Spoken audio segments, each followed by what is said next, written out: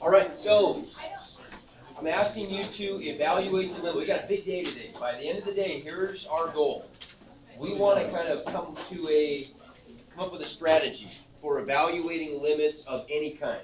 Okay, and what we're going to be able to do by the end of the day, we're going to be able to look at a limit, and we're going to be able to immediately classify it as being one of three kinds of answers and know how to proceed with those. Okay, and that's right. We'll get there. Okay, what about this one? Okay, okay. Now we could. You're right. Going back to yesterday, we have some options here. Okay, we could break this apart into two separate limits. I could pull the two out front. That's all fine. But in practice, we don't always have to do that, right? This is just a polynomial. And so those are options that are available to us that we're going to take more advantage of, honestly, in the future than we are right now. What happens, can anybody tell me what the answer is? 11. It's 11. How'd you get it?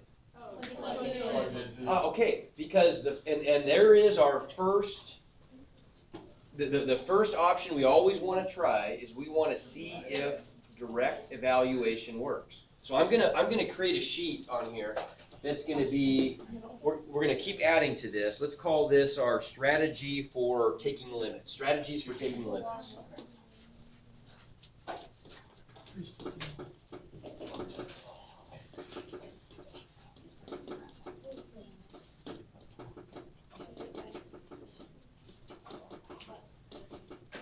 I'm going to have enough notes on here today that I'm going to try something. Instead of just putting the video up, I think I'm going to maybe make a PDF of all this too and put up some notes too, just so you can, if you want to print these, or that you'll have them.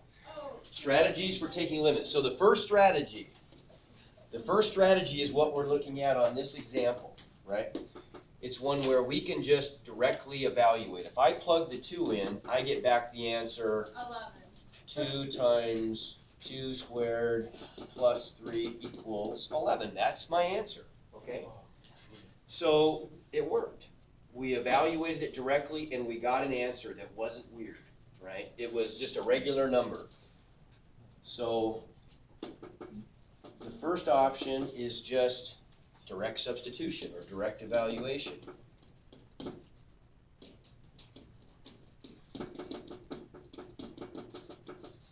And this is the one that works if our answer is of the form sum, we'll call it A, over B, where B is not equal to 0. So nothing weird is going on, okay? It can be written as a fraction. Could A be 0? No. Yes. Sure. 0 divided by a non-zero number is what? 0. 0, that's fine. That's just a regular answer, right?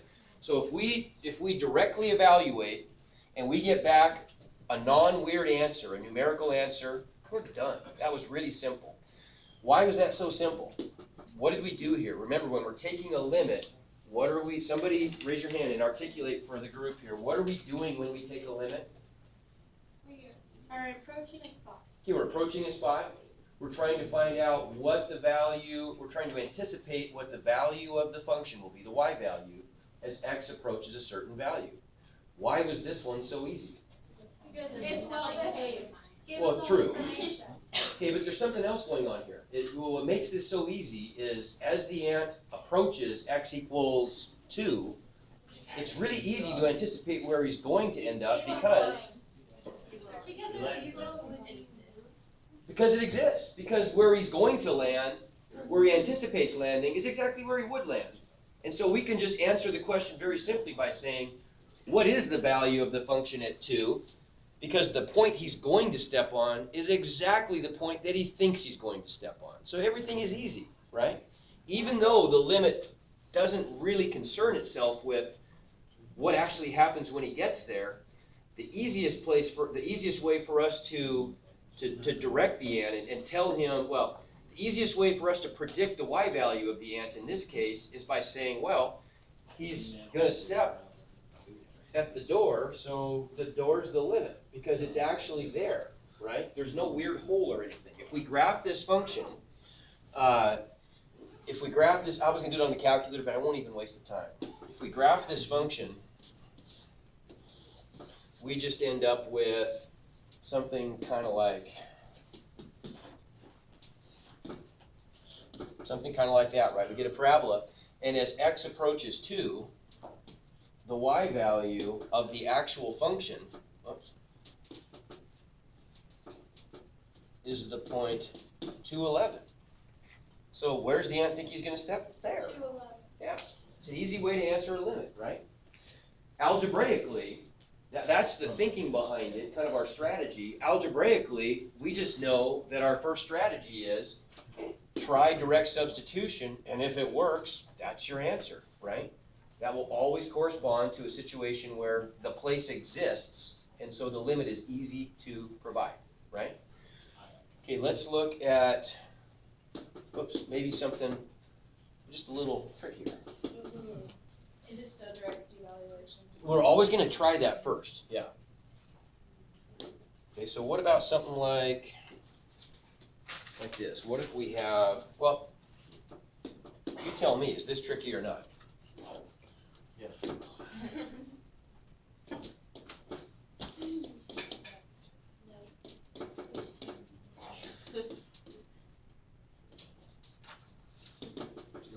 Well, you know it's not. Well, it can't be a negative. It can't be. Why could it though? Why values can be negative? Now what part of it can't be negative? X. Good, okay, the part under the radical can't be negative, can it? But are we in danger of that if the ant's approaching 3? No. No, that's a positive number. That's in our domain, isn't it? Yeah. So what's the answer? -5. -5. Was that hard? No. It was easy. Oh, easy. It was easy because we got back an answer that wasn't weird. How did you get? Oh, it's 4. Okay, why is it so easy? Because that's the actual point. That's the point on the function that it was easy to point to that spot because it's just a regular function. The ant thinks he's going to step there because that's the value of the function there, right? But this is still called a limit, Still a limit because even though there's no. right, because we're just approaching 3, right? In terms of, as far as the limit's concerned, we never get there, but as we get infinitely close to 3, that's the value we know, the y value we know we're going to approach because that's that point on the function, right? Okay, easy. Let's get a little trickier. This one is a little trickier. Okay, how about, So would that be 3 -5? right, so the point would be 3 -5. The value of the limit is -5 because the value of the limit is the y value, right? It's always the y value. Okay, so what is the limit of the function x cubed over x as x approaches 0? Now this is a different type, right? Now if we try direct evaluation here, we get back the answer 0/0. Okay, so let's add a new piece to our strategy. If one doesn't work, if we don't get back a non-bizarre answer when we try direct substitution, we're done. If we do, if we get something like this, the limit gives us back something like 0/0. Okay, remember, what do we call that form? Absolute value. No, what do we call that if I get 0 divided by 0? Not undefined. Almost. It's called the indeterminate form. Okay?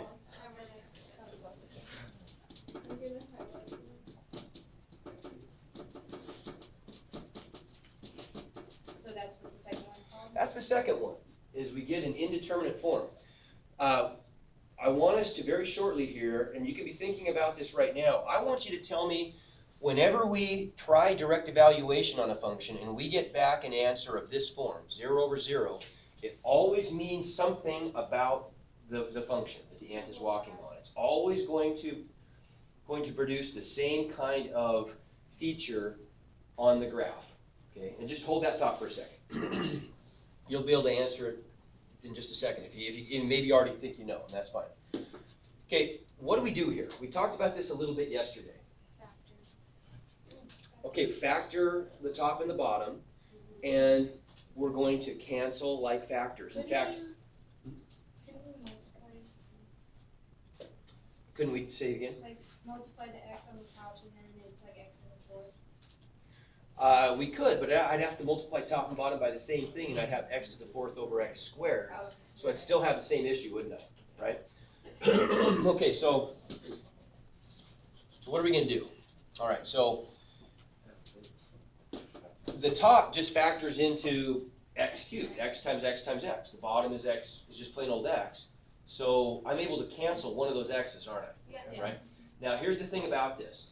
The way I like to describe this is we're going to cancel the offending factor. There's one of these factors is always going to be the one that's responsible for the indeterminacy. And as we do other examples, I'll point this out again and that'll be more clear. In this case, what happens if I cancel an x top and bottom? What do I end up with? Okay, so now if I'm gonna, and this is really important, I want you to, actually physically, I would recommend maybe even writing this down just so you get used to this idea. This is the wrong thing for me to write. If I write down plain old x squared, that's not correct. I'm still taking a limit. I have not yet evaluated the limit and gotten an answer. So I have to drag that limit notation along with me. I'm still taking the limit of a function as x approaches 0. It just so happens that I have picked a slightly easier function to deal with, x squared, right? Now, if I try to evaluate this directly, what do I get? 0.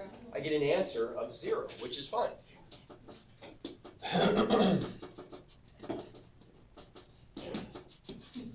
I'm done because it's not weird, right? That's a number.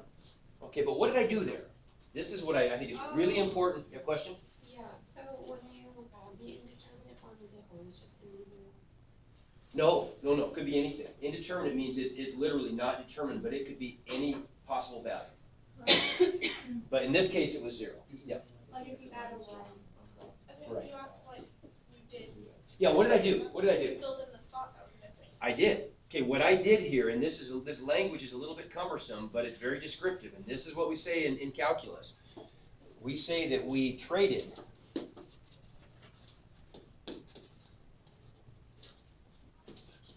our function, and let's just say, let's call that f of x out loud.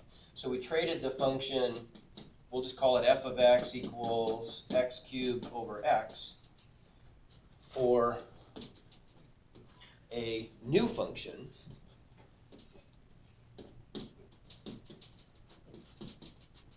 and I'm going to call it g of x because we have to call it something different. It's a different function. G of x equals x squared. And here's the part that's really important. For a new function that agrees at all but one point. That's the key part. It's exactly the same as the original function everywhere except at one point. And if we look at the graph of this, What's the 1 point? say it again. What's the 1 point? The 1 point is the problematic place. It's going to be the point where x equals 0, right? If we graph these two functions, and we could use our graphing calculators, but I'm going to make it a little quicker. Let's see. So here's our set of axes. If I graph the function f of x equals x cubed over x, any suggestions what that's going to look like? Crazy. Good. It's going to look like a parabola. It's going to look like a parabola, but aha, good. There's going to be a hole at the point where x equals 0. We're going to, but we haven't done it yet because I graphed f of x, Oh, I see. right? Okay, now we could have previously kind of done our little lame graph thing or table thing and said, oh, well, it's pretty clear the hole there is at 0, 0, right? But what if it's not a convenient place? We want to be able to find this analytically, which we did. We did that. We did some algebra, and we said, okay, by canceling an x top and bottom, we got a new function, x squared, right? Yes, sir. Can't you kind of just like use common sense, and since you know like what an x squared graph like looks like and the points it passes through, that where x is 0, it would be 0 there. I mean, I know it would never be that easy for the most. Well, I mean, that's what we did when we evaluated this function directly. Okay, but try this one though. I could give you, and I will in a second, I'll give you a hard one where you can't just Yeah, look at it. exactly, and say, yeah, right. So we want to come up with a general strategy that's going to work in all cases.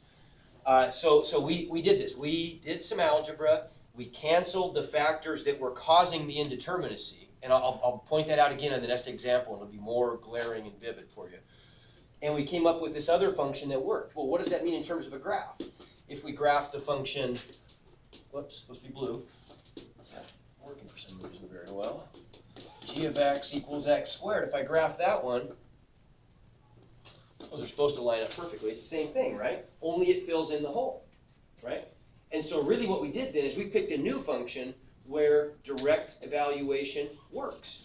And it was the only spot where they did not match up. Exactly. That's the one place where they didn't agree, but we filled in the hole with this other function. Now, does that seem a little bit bogus to you? Yes.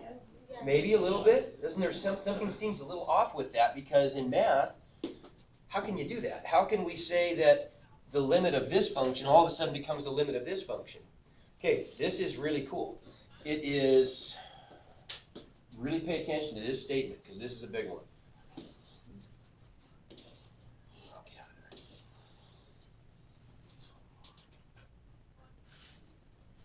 there. Okay, I'll just go ahead and move it. Let's go here.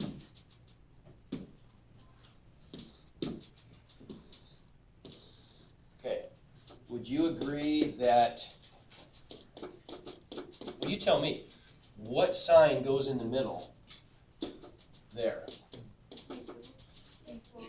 Equals? Yeah. Well, let's take a vote. We'll be democratic. How many people say equals? Raise your hand. Okay, and what's another option?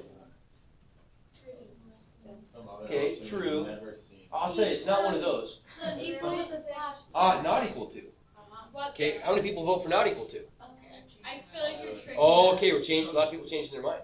Okay, okay, not as many, but you brave souls were correct. The correct answer is not equal to.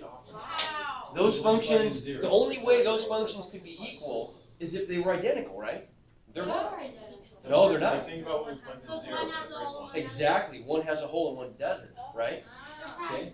So they're practically, but in math, practically doesn't count. They're not equal, are they? Okay, but is this a true statement? Yeah. It is. You see the big difference.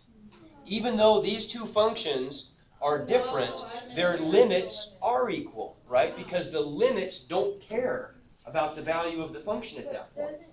But x squared doesn't have a limit unless you put it in it. Okay, no, it has a limit. It just doesn't have a value. I mean, you mean this one, right? Yeah. Oh, this one has a limit everywhere and a Just value. go. Yeah, right, so do you see, let's go back to our graph. Do you see that? That's a really important point. If you get that point, that's gonna help you a lot in understanding this. Go that way. The functions are not equal, but the limits are. Because the answer you get from this limit is the same as the answer you get from that limit. We can see it graphically, right? If we look back at our pictures, it doesn't matter which function I'm on, as the ant walks towards an x value of x equals 0, what y value is he approaching? 0 in both cases, right? Okay, which one's easier to answer that question for though? The blue one, x squared. So that's all we did. That's all we did was we chose a different function that agreed with the original one at everywhere except at one point, but they have the same limits. Okay? That's our strategy. That's a pretty cool strategy. All we're doing is we're gonna do some algebra until we get a function that we can evaluate directly that has the same exact behavior as the other function every place except at that one point, right? Make sense? So there's a couple ways we can interpret this then. Whenever we see something like 0 over 0 when we try direct substitution, in terms of practical matters for us as math students, as mathematicians, that always just means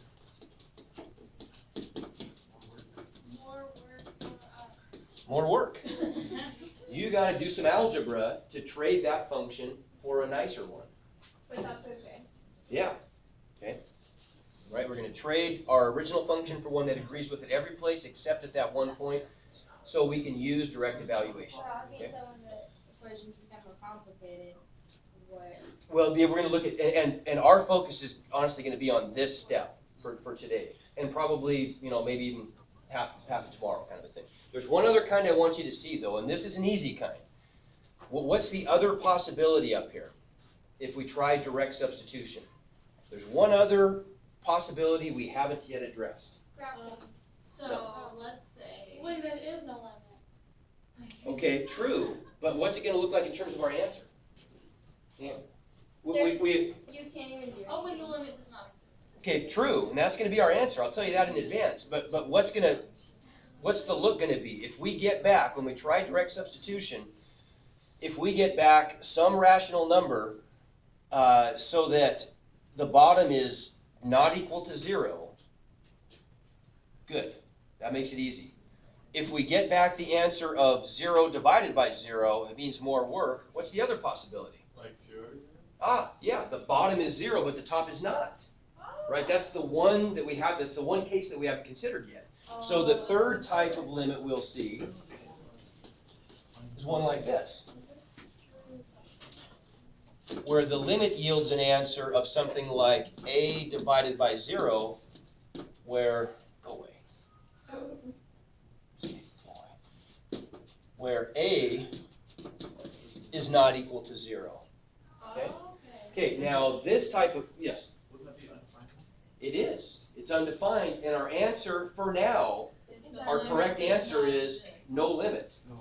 Now, we're going to talk about what that actually means in terms of the function soon, because it turns out that whenever you get an answer like this always tells us something important about the shape of the function. There's a feature on the function there, a large feature, that is really critical to us. But we're not going to worry about that for now. We'll get to that. We'll just kind of put that one off for now. We know that when this happens, though, the outcome is What's it specifically called?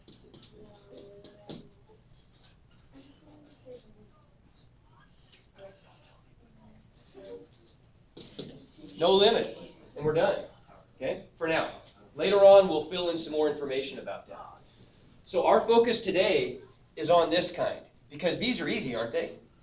These are one-step problems. Either the limit is going to work out, we get an answer, done, or it doesn't work out, but it doesn't work out in a way where we know there is not going to be a limit, and we just state that and we're done, or we get this situation where there's some more work involved. Okay, so let's look at some of those. All right, let's take...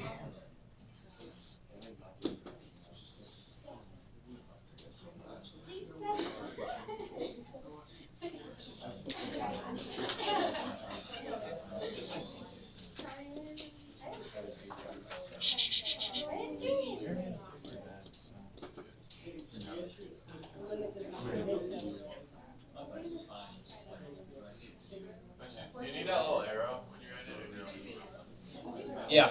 Oh, no, the other one. Like, Oh, I know. No, that one. yeah, that one. No, all I'm saying there is that, okay, let me point that out. Yeah. On our little, our strategy chart here, this is just my probably dorky way of saying when we do the limit, we get this outcome. It's just kind of shorthand. Yeah, that's not authentic math jargon. I mean, that's just my way of showing that. Okay, what about this guy? What do I get? What do we try first? Plug it in. What happens? Zero, zero on the bottom. Oh, 0 top, 0 bottom, right? Genius. Bummer. 0 over 0. So that means what? Factor. Okay, it means more work. And in this case, the more work means maybe factoring, right? Okay, so we're going to write this then as the limit of the product of factors on the top. What does the top factor into? X minus 6. Okay. Okay, I think at this point, I shouldn't say you should have been able to, but you could have been able to know immediately that x minus 6 was going to be a factor of the top. How come? Right here, Alexis. Because it has to cancel, right? Because in order for us to have this indeterminacy, right? In order for us to have this 0 over 0 behavior, that means that factors by the zero product property, there had to have been a factor of the top that caused the top to go to 0 when the bottom went to 0, right? Does that make sense? Okay, so now does it make sense to you? And really pay close, don't write for a second, just listen to this and watch this. Does it make sense to you then that the offending factor here was the x minus 6? That was the factor that was causing this thing to have an indeterminate behavior. The fact that I had the same factor on the top and bottom, right? Yep. Okay, by algebraically canceling that factor, I do away with the problem. I do away with the indeterminacy, right? And I end up with now the limit of a different function, right? So it's not even. You agree? As x approaches 6. So now, you wouldn't have to write this step, but I'm going to write it so you can explicitly kind of stare at it and see it. Really what we've got there is the limit as x approaches 6 of the new function, x plus 5, that's an easy one. 11, right?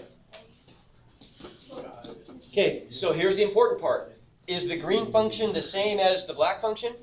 No, they're not. But are their limits the same? Yes, they are. So that was a good move. Yep. So it always work out that there's a equal. Okay, yes, it's always going to work out if you start off with like a polynomial on the top and bottom. If it's a rational function, I mean polynomial over polynomial, yes. There will always be a factor on the top and bottom that cancels. Okay? Make sense? Yes? When you're asking for the answer, are you asking for it like in a parentheses? Like I'm asking for that. just that, That- not like 6 to 11? That's my answer. I want to know what is the limit of this function? It's 11. As x approaches 6, that's the y value that our function approached. Okay? Yeah. Okay, another kind. So there's a strategy also. So within type 2, 0 over 0 types, if we get a rational function, meaning polynomial divided by polynomial, what's our strategy? Factor. Factor it, cancel the offending factors, right? Yeah. Okay. But now I'm going to throw a different one, throw a curveball at you. Purple. Curveball coming. Okay, let's look at, how about one like what? How about, I'm going to pick one from the book so you'll have it in your textbook to look at also. Okay. You'll practice more of these.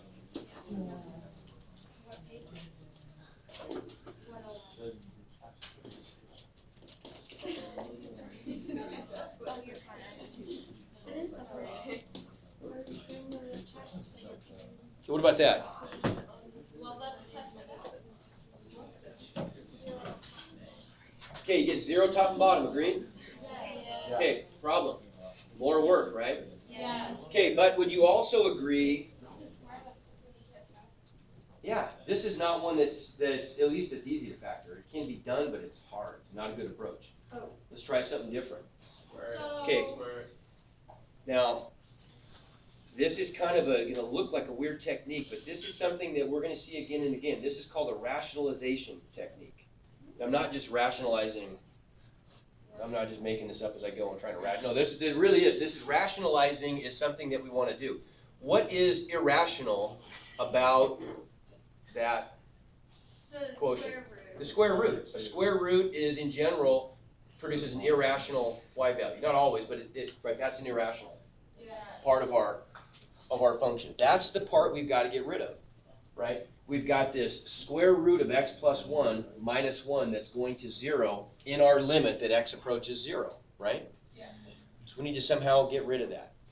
How could we rationalize that numerator and get rid of?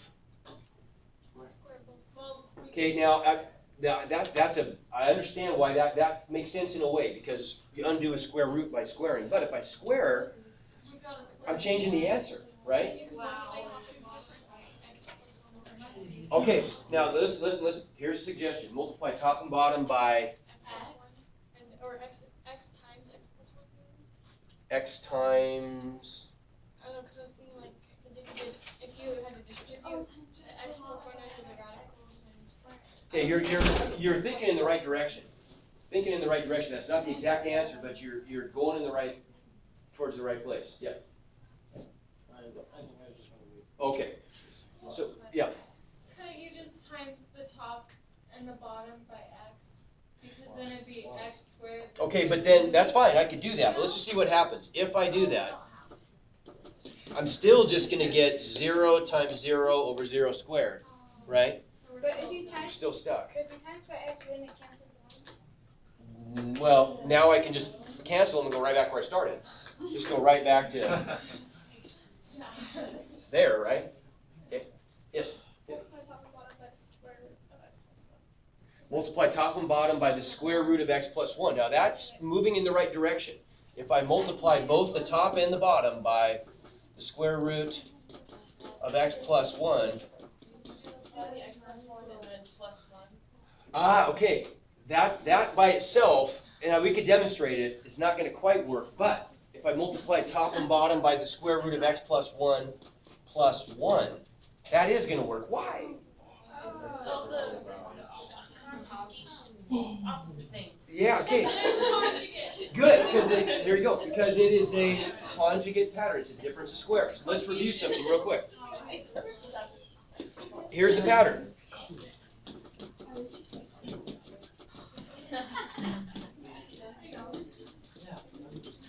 Right? Okay, you see what I'm saying? Remember that pattern? The conjugate pattern? Difference of squares? Okay, so what do we have here? This is like our A, isn't it? And that's like our B. So we've got an A minus B there, right? If I multiply that by A plus B, what am I going to get back? A squared minus A. Oh, that's good, because A squared is the square root of x plus 1 squared, x plus 1, right? B squared is, Negative one. well, it's going to be 1 minus 1, right? Yes. Ah, that's good. Okay, so let's try that out and see what happens.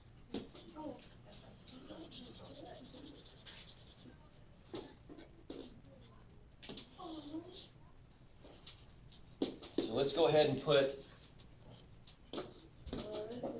like that maybe, right? If I multiply straight across, and here's another thing I want you guys to get in the habit of doing. How do I continue my work? Equals the next progression. So I've still got a limit, but I've got a limit of what? What do we get on the top? X plus one. X plus 1 minus Minus 1, right? Yeah. Right? A squared minus B squared. Agreed? Minus one. Yeah, right? Okay. Okay, so on the bottom, I'm going to get a mess. But this is, as we're going to see, this is going to be kind of a self-cleaning mess here in just a moment. It's okay. We're going to get a mess, but it's kind of a good, it's a better mess than we had to start with. We get x times the quantity, the square root of x plus 1 plus 1. It looks terrible. You might be thinking to yourself, why? Why did we go from that to that? That looks uglier, if anything, right? But watch. But it's not too bad. As x approaches 0, though, all we care about, right, is that when we let x equal 0, we don't run into problems. Yeah. Now, how can we do that? On the top, if I simplify the top, what do I get? 0. Not 0. I get x. X plus 1 minus 1 equals the limit of x over x times the square root of x plus 1 plus 1. Wait. Now what happens? 0. Wait, how do you cancel? Bottom is still 0. Yeah, it is. You're right. But it's about not to be. Ah, okay. Because now, look what happens. What is our offending factor? What's the factor that we have to be able to cancel? The x's, right? That's what's going to 0 on the top and the bottom. Once I get rid of those x's, what's left on the top? 1. A 1. We got a much better function to deal with now. And so our Right. answer is just 1. Well, not. Limit of 1, right? Well, we'll find out. Okay. May or may not be. I don't think it's. No, it's not 1, but it's going to be close to that. Equals the limit of 1 divided by what's on the bottom, just this stuff, right? As x approaches 0. Okay, now as x approaches 0, what happens? Here's kind of a cool way of showing that. Here's what I like to do when I'm evaluating limits. When x goes to 0, that one goes to 0 and disappears. What am I left with? 1 plus 1 is 2. Equals 1 over the square root of 1 is 1 plus 1 is 2. Done. Got it. Okay? Make sense? Yeah. When you take the square root of 1, why don't you get plus minus 1? Okay. Excellent question. Did everybody hear that question? Okay, let's deal with this one now because this is a great question. The answer is, or the question is, if I take the square root of 1, why don't I get plus or minus 1? Because the square root of 1 is exactly 1. That's called the principal square root. The square root of 9 is 3. End of story. Now, where do we get the plus or minus? We get the plus or minus if we are solving an equation that involves an x squared. For example, if I have something like x squared equals 9, let's go through the steps to solve this. What do I do? Yeah, square root both sides. Okay. Here's the invisible step that we usually skip. Okay, you don't have to write it every time, but what we're really doing is we're getting the square root of x squared equals the square root of 9, which is what? 3. Is it plus or minus 3 or 3? No, it's 3. Okay, but here's the rub. What is the square root of x squared equal to? Plus or minus x. Okay, by definition, can anybody tell me what function that is? The square root of x squared. Think about this. Now let's think about the behavior. Let's evaluate this. If I've got this function, you got to really hold this train of thought. This is good. If I have the function f of x equals the square root of x squared, what's f of 3? Well, that's going to be the square root of 3 squared. What's 3 squared? 9. So I get back 3. Okay, let's try what is f of negative 3? Well, what's negative 3 squared? 9. Square root of 9? 3. Okay. What kind of function does that? A good one. Absolute value, right? What did this function do? When I listen please, listen. When I evaluated it at a positive number, I just got back the same answer. It didn't do anything. When I evaluated this function at a negative value, it made it positive. That is, by definition, what absolute value does, right? Yeah. Okay. So we recognize then that this is actually equal to the absolute value of x. And if the absolute value of x equals 3, what value could 3 actually have? Plus or minus 3, right? And so that's where that plus or minus comes in. Now, we traditionally just skip down to there, don't we? Yeah. Right? But we also then, when we're doing algebra, when we're solving equations, if we're going to skip those steps, which I think is fine, we have to remember something important. When we are taking an even root of both sides of an equation, we always have to introduce plus or minus. Okay, that's where the plus or minus comes in. But when we're just dealing with the square root, we don't. No, square root of 9 is 3 every time. It's always positive. Okay? Make sense? Yeah. So Okay. if it's like square root of negative 9, would that matter? Say it again. Square root of negative. No, that's imaginary. That's imaginary, yeah. Okay, so when are we out of here? 3 minutes. 3 minutes. So we won't do this one, but I want you to tell me what the strategy is going to be. Don't say anything yet. Let me write this up here first.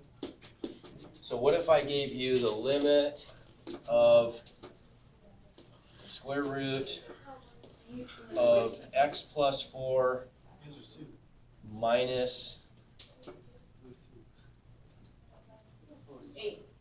2, let's see, oh, hang on.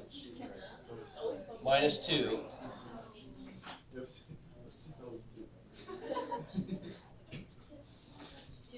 Hang on.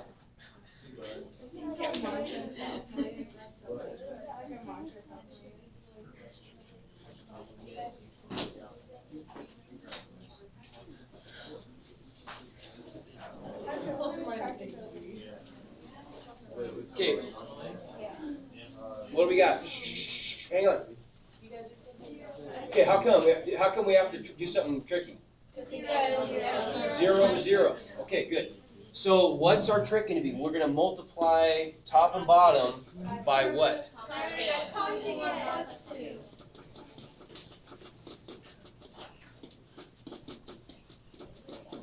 Okay, and then when all the dust settles, it'll work. Okay. 2 to 2. Is the answer 2? The answer is Yeah. No, it's not. No, it's 1/4. Yeah. Okay. Same thing. Actually, yeah, it's 1/4.